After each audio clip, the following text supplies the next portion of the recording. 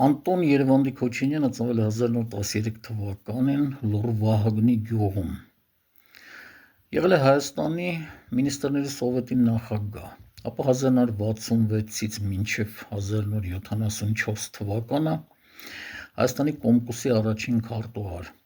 Կոմկուսի առաջի քարտուղարները փաստացի երկրի ղեկավարներն էին, հետևաբար այդ տարիներին ղեկավարել է Հայաստանը։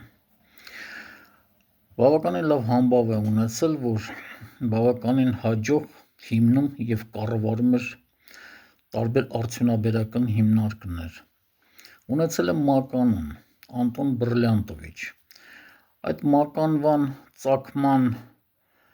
տարբերակներից մեկը այն էր, որ Հայաստանում